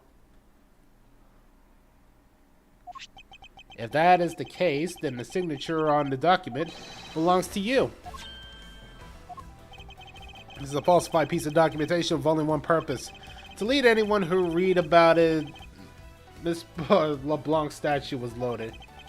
The only person who could have either prepared or processed this document in Bulgarian is you. Without your participation, smuggling of the Freya couldn't do it. Oh my god, this lady. Don't sleep while I'm pointing my finger at you! Oh, I wouldn't deign falling asleep on you, Mr. Edgeworth. Oh, now she became a new person. It is exactly as you say. Are you confessing to have participated in the smuggling? No, far from it. It's true that I'm the one who has signed the document off. But you can't use that fact alone to make your allegation of smuggling stick. There is no direct correlation after all. All you have is my signature on a piece of paper. Really? All you did was sign it? I neglected to check if the cargo had been loaded onto the plane properly. So sorry about that. She finally woke up. I suppose, and this is just superstition, even if I was involved in the smuggling, you can't throw the charge of murder on me just like that. Objection! If you were involved in the smuggling, you would have been a strong motive to kill. Agent Hicks was in the middle of an investigation regarding the smuggling ring. And just when he was about to close in, he was killed by a member of that ring. Well, did it ever stop to think that maybe Rhoda is the smuggling ring member? After all, unlike me, Rhoda had access to many things on the plane for work purposes. So perhaps there is some element of setup at the play. What are you talking about? Don't worry, I wasn't talking about you. I meant the killer. First off, it was me, and now it's Miss Tenero who's under the microscope. Seems to me that our killer is going to great lengths to pin this crime on anyone they can. Yet no proof that Rhoda is being set up or that she isn't. Actually, I believe that she was indeed the intended target from the very beginning. I believe the plan was to push all the blame on the crime on her, and the evidence will prove my suspicion.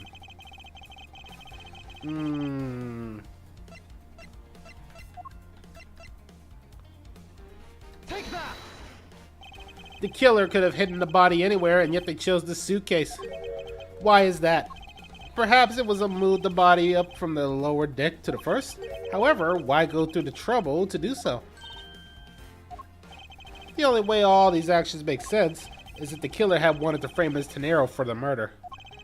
Ms. Tenero buys a suitcase every flight she works without fail.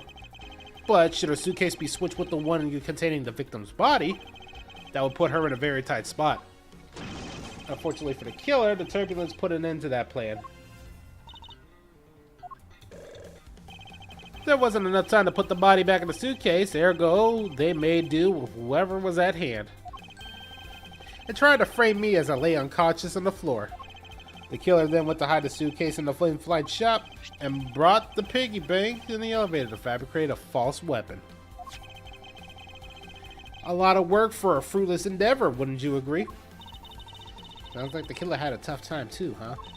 I mean, why did the killer need to frame someone that badly anyway? That is because of the special circumstances surrounding this particular case.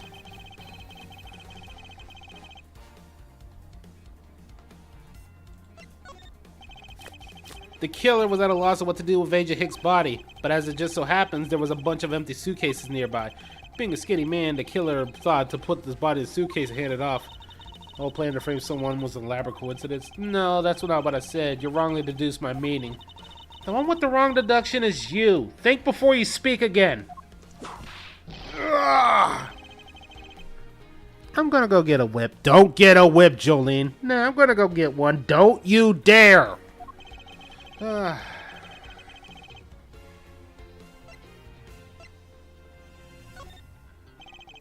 Social circumstances simply that the murder took place on a plane mid-fight. No matter what country, customs is quite strict this day and age. So no matter what you did, the chances that the body will be found is very high. No choice but to frame either Miss Tenero or myself. In other words, the one who fits that is not Miss Tenero or myself, but you. And?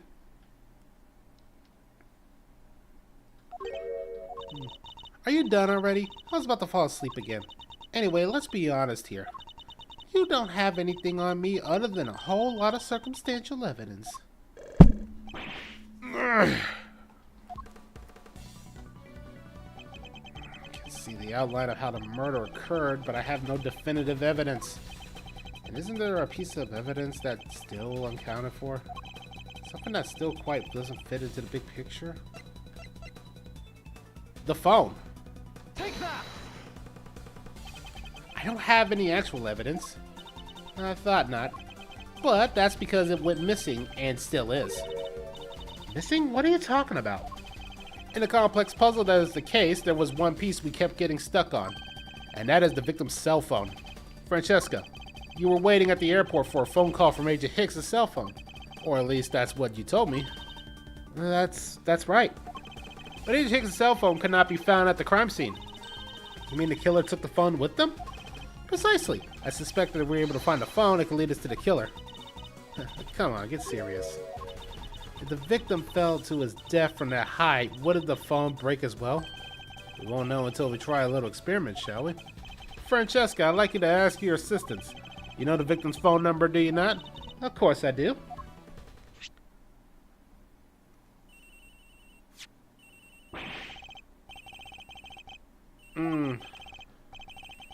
Where's it coming from?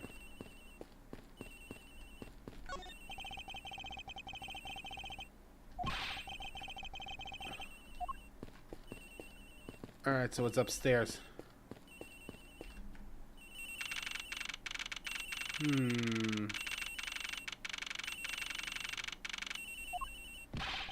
Ring is coming from somewhere in here.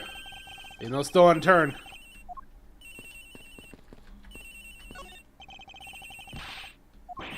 What? No, it can't be.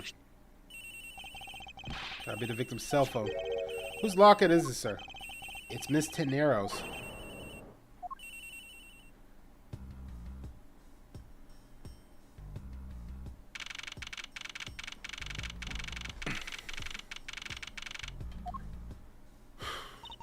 So, Mr. Edgeworth, how did it go? Where did you find the phone? I found it in a flight attendant's room. It's Miss Tenero's locker. Road Tenero! I don't know anything about the phone. It wasn't me. It wasn't me. Miss Von Karma, is it? I suggest you Miss Road Tenero right away. Wait, I have a theory. This is related to the incident with the key card. When the killer wanted to steal the key card, they conveniently stashed the cell phone in Miss Tenero's locker at the same time. Objection! This is related to a key card, alright. In the same way that we have zero proof that the killer did just that. The only voice that sings is the truth of evidence. This is the one bird we cannot ignore. What should I do? Francesca's right. I can't offer baseless conjecture at this point. Alright then. Why did the culprit take the cell phone from an Agent Hicks? Must have something very incriminating on it or in it. Hold it! What now, Miles Edgeworth? It's not over yet. We have yet to figure out why the killer took the phone. What? Inside this phone lies the final piece of incriminating evidence that will point us to our killer. Well, we can't exactly open it, but maybe we can get the SIM card out.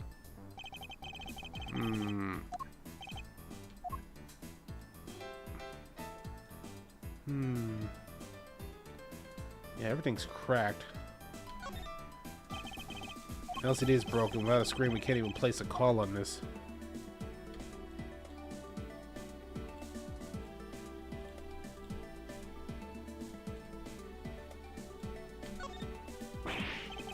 When did they start putting keyboards like this on cell phones? Computer cell phones they started selling recently. All you need is a phone part, nothing more. You have a problem with that? What I do and what I don't care for? Now, what I need to do is figure out a way to open up the phone. But maybe the camera might have something. I wonder, how exactly has Agent X planned to preserve the crime scene with the smuggling? Francesca, I need you to confirm something. Soundful, can it take pictures? This looks like a very similar model to my own. And mine can take photos just fine. Do you think Agent Hicks could have taken some photos with this? Particular pictures as evidence of the smuggling case? If so, maybe some convenient pictures here. The phone's all busted up, sir. Even a super prosecutor can't repair a phone. I'll find a way. Don't worry about that. May I go back to sleep now? Objection! The LCD screens on the inside and out are broken, that's for sure. But that's also the reason enough to believe that the killer wasn't able to erase the data. What do you mean by that, Francesca? It looks like our killer isn't very familiar with electronics. The phone started ringing when I called it, meaning that the only LCDs are broken. It's possible that the photos are still inside, waiting to be accessed. All we need to do is transfer the data to my phone. Francesca, your phone, if you please. Very well. What we got? This is... Agent Hicks was most certainly trying to retrieve some evidence of smuggling. Alpha Red's nowhere to be seen. This is no meaning a piece of evidence in a murder case, is it? Oh, she's right. It's not much we can find from the Agent Hicks's killer, sir. Is this it? Is this the end? Is there really nothing about this photo we can use?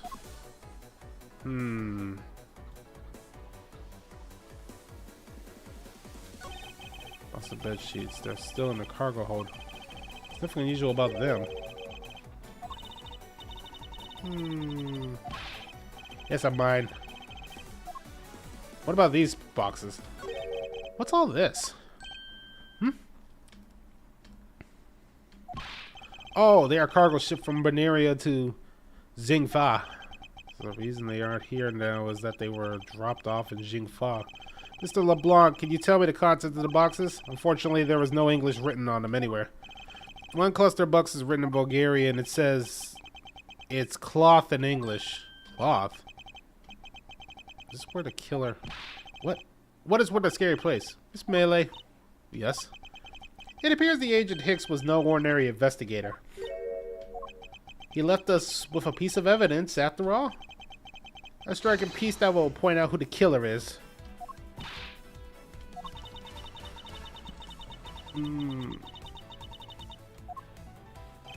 Bulgarian car.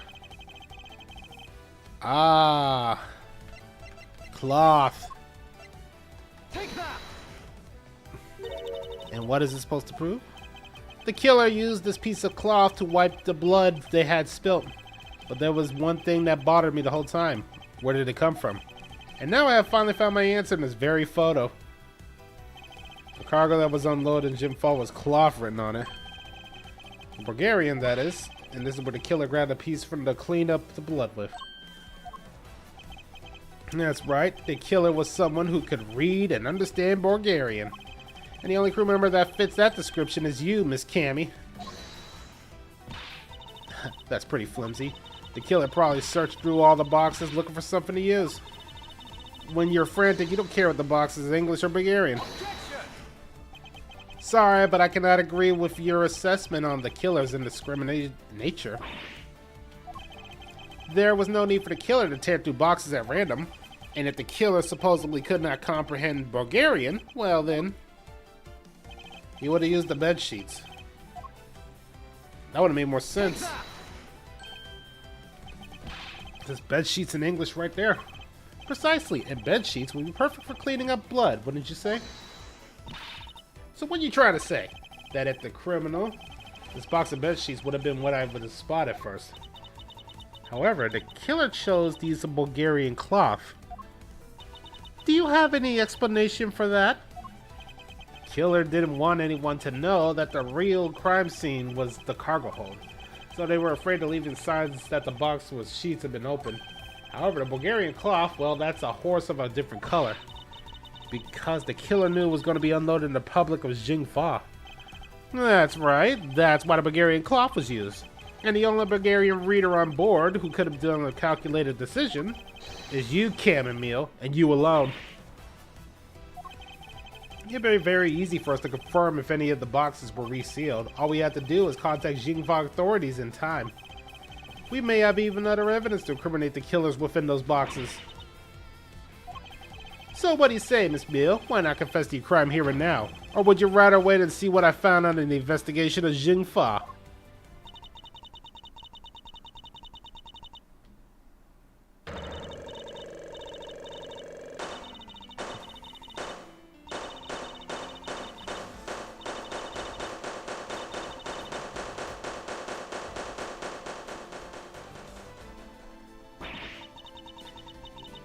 Well, I couldn't stop it. I brought him here. He started taking pictures. I couldn't be found out. I was scared. I was in trouble. I...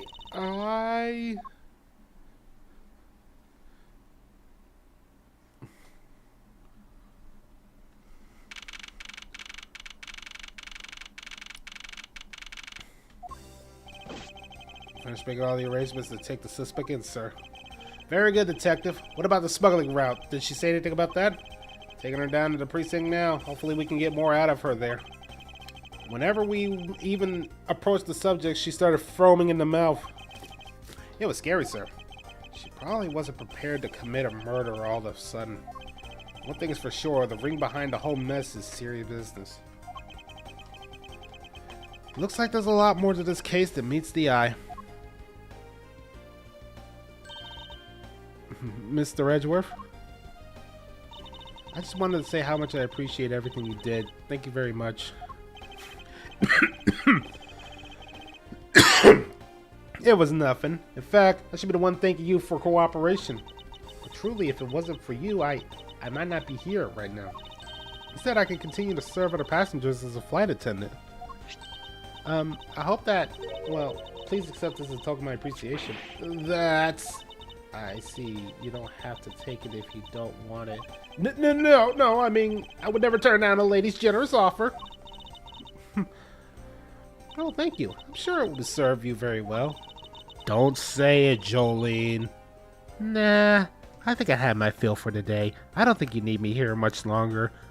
Knowing you, you're probably going to end it soon, so... May I make a suggestion and go right into someone else? When this is all over? Fine. I will. Oh, great. Oh, by the way, I'm going to let Rena know a little bit more of your secrets. See ya. Wait. No, Jolene. Don't you dare. This bitch. I always call her this bitch, but knowing Jolene, she probably has something up her sleeve. Or she's doing this just to mess with me. Well, I'll keep that in mind. Must bid you farewell. May all your skies be blue no matter where you go. I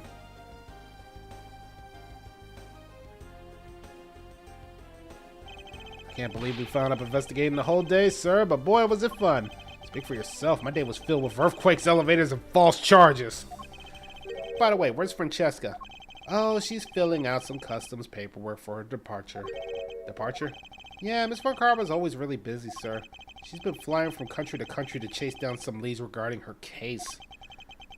Detective, can you cancel the car I had reserved earlier?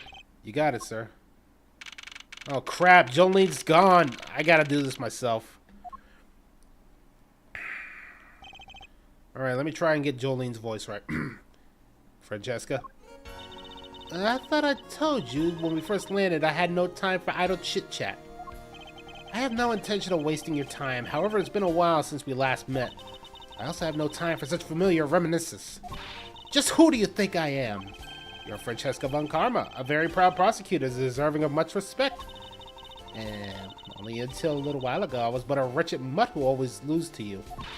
Dancing period, living her life on the name and fame of her invincible father built. True, but your father, Manfred Von Karma, didn't lose a single case for 40 years as a prosecutor. However, I wouldn't say he was invincible. What are you talking about? The group I'm in on trail of is a little more troublesome than most. Smuggling around we found this time is the only one sliver of the big picture. Sounds like a dangerous assignment. You really don't have much to worry about. I can take care of myself.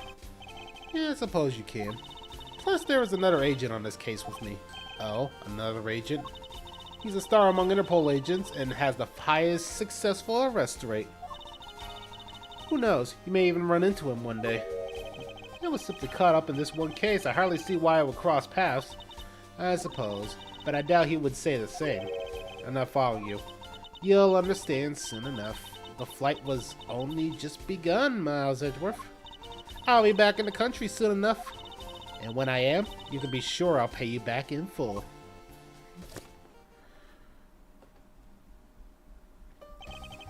Just like that, she's gone, sir. Thank goodness. I can finally rest easy knowing I won't have to watch out for her whip. Detective Gumshoe, I want to thank you for all your help and cooperation. It's nothing, sir. I was just happy to get work with you again.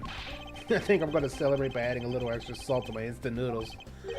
Just how much did these cut your salary by Francesca? Jesus.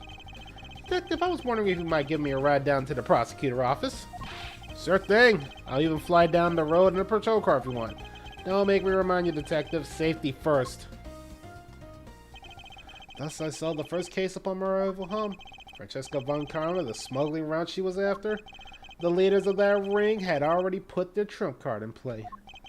And the players on the other side of the war, they would begin to make themselves known through the next incident.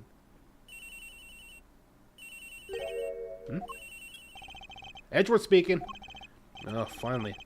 I called how many times earlier, but I couldn't get through. You are? Have you forgotten my voice, Miles, my boy? Mr. Amano? Ernest Amano? Ah, so you do remember me. I know it's rather sudden, but I can't ask this of anyone else. There's been an incident, Miles.